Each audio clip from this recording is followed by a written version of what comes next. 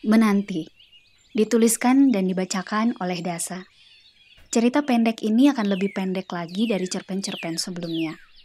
Judulnya sendiri sengaja dituliskan seperti itu karena saya sedang menanti untuk nyobain teh viralnya Jerome Pauline dan Jehian Sijabat. Jadi bawaannya semua kata menanti saya tuliskan seperti itu. Saya alay, terserah. Lagi pula hal ini relevan dengan inti cerita yang juga mengisahkan pasutri yang menanti buah hati mereka selama bertahun-tahun. Selamat mendengarkan. Tokoh utama dalam cerpen ini adalah Mbak Sri. Dia seorang wanita yang berumur 44 tahun. Nama Sri yang melambangkan kesuburan dalam mitos Jawa sepertinya menurutnya tidak sesuai dengan kisahnya. Hingga memasuki umur kepala 4, dia dan suami tidak kunjung dikaruniai keturunan. Padahal, Sri dan Gunawan telah menikah selama hampir 15 tahun. Keadaan ini telah membuat Mbak Sri putus asa. Terkadang, ia merasa sedih dan rendah diri. Bagi seorang wanita, tentu saja ia sangat ingin memberi keturunan untuk suaminya. Namun, hal itu nampaknya sulit baginya karena kemudian ia mengetahui bahwa ia memiliki miom.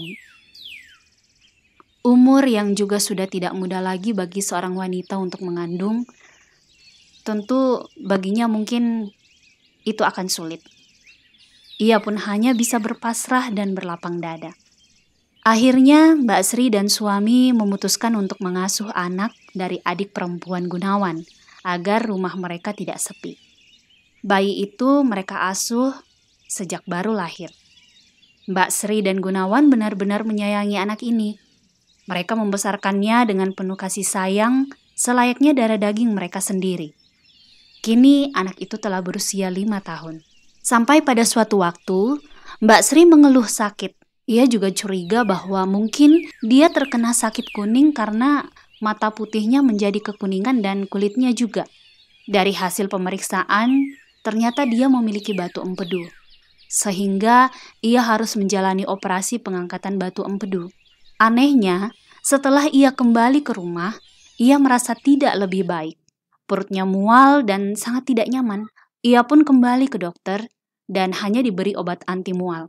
Dokter mengatakan operasinya berjalan baik dan hal itu bukanlah efek dari operasi. Ia pun diminta kembali ke dokter bila seminggu obat yang diberikan tidak meredakan mualnya. Akhirnya sebulan berlalu, menurut Mbak Sri, obat mual itu memang menolongnya, tapi hanya beberapa saat. Lalu ia akan mual kembali. Walaupun demikian, nafsu makannya bertambah. Ia bahkan kadang menginginkan hal-hal yang sebelumnya tidak begitu dinikmatinya. Seperti saat dia dan keluarganya sedang dalam perjalanan. "Ma, Uga mau makan pizza," rengek anaknya. "Ya udah, nanti kita lewat beli pizza ya, Pa," katanya pada Gunawan dan dijawab Gunawan bergumam tanda setuju. "Pa, nanti beli pizzanya yang ukuran besar 2 ya," katanya sambil menoleh ke suaminya. "Aduh Ma, gak usah macam-macam deh makannya. Kamu kan gak bisa makan sembarangan sekarang. Jaga kesehatan dong," balas Gunawan menolak keinginan istrinya. "Iya sih Pa, tapi kok Mama pengen banget makan pizza," jawabnya masih merengek. Mbak Sri sendiri heran. Ia mengalami beberapa perubahan sejak selesai operasi pengangkatan batu empedu. Ia dan suami pun akhirnya kembali ke dokter karena keadaannya tidak jauh lebih baik. Akhirnya dokter pun memutuskan agar mereka melakukan USG saja. Namun, pada saat USG, ia justru melihat dokter keheranan dan lalu memberi dia selamat. "Bu, ini ibu hamil." "Selamat ya, kapan terakhir ibu datang bulan? Bayinya sudah cukup besar ini. Mungkin ini sudah berusia sekitar 6 bulan kali," kata dokter. Mereka senang, tapi lebih kerasa terkejut. Mbak Sri sama sekali tidak menyangka bahwa di usianya yang ke-42 tahun, justru ia mengandung anak pertama mereka. Padahal ia dan Gunawan sudah tidak berharap lagi bahwa mereka akan dikaruniai keturunan. Ia sudah berumur dan dia juga memiliki miom di rahimnya. Hanyalah syukur dan takjub yang bisa mereka rasakan saat itu. Mujizat itu nyata. Kini anak mereka telah berusia 2 tahun dan tumbuh sehat.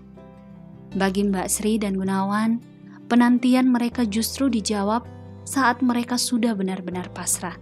Jalan hidup tiap orang memang beda. Kelahiran manusia memang adalah misteri yang ilahi. Kita hanya bisa berdoa dan berpasrah.